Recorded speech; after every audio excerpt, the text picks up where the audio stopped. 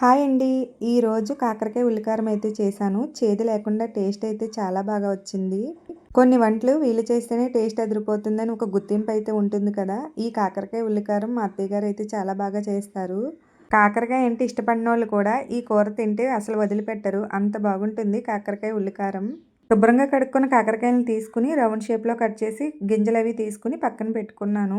తర్వాత ఒక ప్యాన్ పెట్టి నూనె వేసి నూనె వేడయ్యాక శనగపప్పు, మినపప్పు, జీలకర్ర వేసి ఫ్రై అయ్యాక ఒక 4 ఎండుమిర్చి, ఎల్లుల్లిపాయ రెబ్బలు కూడా వేసి బాగా ఫ్రై చేసుకున్నాక ధనియాలు కూడా వేసి కొద్దిసేపు ఫ్రై అయ్యాక 2 పెద్ద సైజు ఉల్లిపాయలను తీసుకుని కొద్దిసేపు వేయించుకున్నాక కొంచెం చింతపండు కూడా వేసి కొద్దిసేపు మగ్గనిచ్చి మిక్సీ జార్‌లోకి తీసుకోవాలి. తర్వాత అదే ప్యాన్‌లో కొంచెం నూనె వేసి కట్ చేసి పెట్టుకున్న కాకరకాయ ముక్కల్ని వేసి కొంచెం సాల్ట్ వేసి కాకరకాయ ముక్కల్ని బాగా మగ్గించుకోవాలి.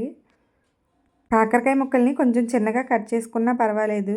ఉల్లిపాయ అవి చల్లారిపోయాక ఒక స్పూన్ కారం, రుచికి సరిపడినంత ఉప్పు వేసి మిక్సీలో మెత్తగా పేస్ట్ లాగా అయితే చేసుకోవాలి. కాకరకాయ ముక్కలు బాగా మగ్గిపోయాక ఉల్లికారం కూడా వేసి బాగా మగ్గించుకోవాలి. అవసరమైతే కొంచెం నీళ్ళు కూడా వేసి దగ్గర పడేదాకా ఉంచుకొని చివరిలో కొత్తిమీర అయితే వేస్తున్నాను.